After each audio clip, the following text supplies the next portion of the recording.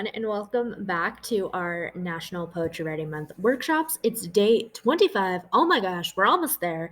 And somehow we've made it this far without looking at Terrence Hayes' Golden Shovel form, which honestly was a big part of the inspiration behind our episode earlier, like way back at the beginning of the month, where we were talking about creating your own form of poetry and how amazing that can be. In fact, it was a Terrence Hayes workshop where Sophie and I created our spring sonnet form.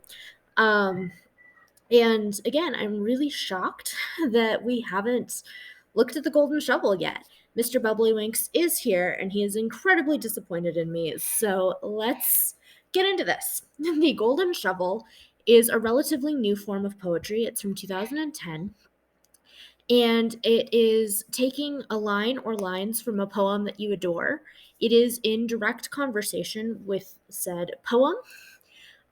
You can use each word in the line or lines as the end word or words in your poem. You're supposed to keep the end words in order as you go through the poem. So it's kind of like an acrostic, but in reverse. The new poem does not have to be about the same subject as the poem that offers the end words. So some examples of how to go about this. If you pull a line with 6 words, your poem will be 6 lines long. If you pull a stanza with 24 words, your poem would then be 24 words long. So the very first example of this is the Golden Shovel. Like, that's literally the name of it. It's the first example of this by Terrence Hayes himself. And it's after a poem called We Real Cool by Gwendolyn Brooks. So we're going to look at the initial poem, and then we're going to look at the first ever Golden Shovel.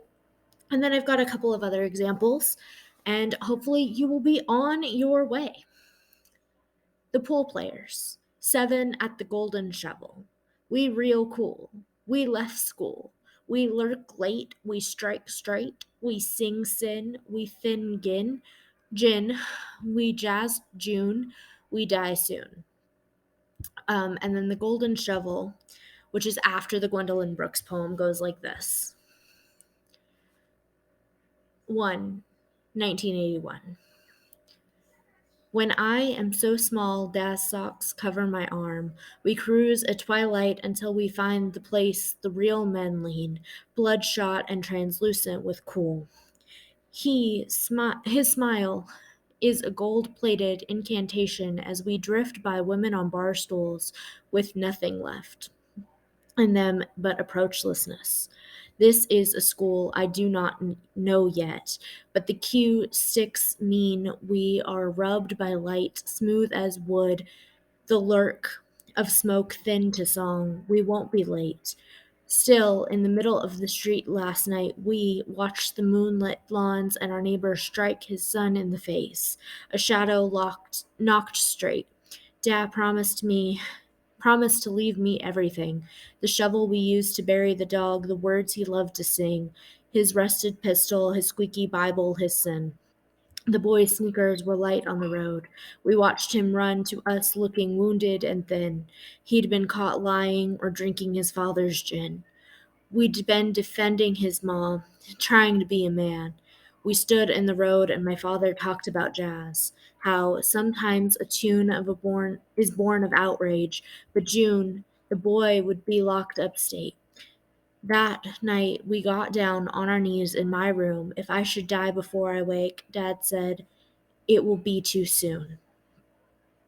And that's the first half of this poem, and it literally uses each word from the original Gwendolyn Brooks poem. This is the second part of the Golden Shovel, 1991. Into the tended city we go, we wakened by the fire's ethereal afterglow, born lost and cooler than heartache. What we know is what we know. The left hand severed and the schooled by cleverness, the plate weekends cooking, the hours lurking in the afterglow, the late night chant, into the city we go. Close your eyes and strike a blow. Light can be straightened by its shadow.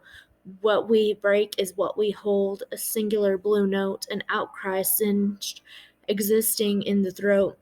We push until we thin, thinking we won't creep back again. While God licks his kin, we sing about until our blood is jazz. We sing from June to June, we sweat to keep from weeping, groomed on a diet of hunger, and we end too soon. Another example of this poem is called Passions and Dreams, and it's written in response to Fire and Ice by Robert Frost. Despite the weight of some rough days, I will say that in all the great, beautiful world, I always and surely will never let my passions end until I have happily drowned in their lovely red fire. Maybe some people say to abandon those dreams in good faith, but like ice, their advice comes from a place cold, and what little lessons I've learned and joys I've tasted taught me of the warmth of desire. So basically, A Golden Shovel is a poem that doesn't have to have any meter, a poem that doesn't have to have any rhyme. It's a fairly new form of poetry, and it is really just a cool way to play with structure and to write a response poem on a different level. And I love Terrence Hayes and everything that he does and brings to the table. So I'm really sorry that we didn't have this one earlier on, but hey, it's a great one, and hopefully now you have the foundations of understanding poetry and writing poetry that maybe this isn't so daunting. So, happy writing, happy day 25. We've made it so far, and I'm really proud of you. I hope you're proud of you. Mr. Winks is proud of you. And of course, leave your poems in the comments below. Find me on those social media places. And I'll see you again tomorrow for another workshop. Bye for now.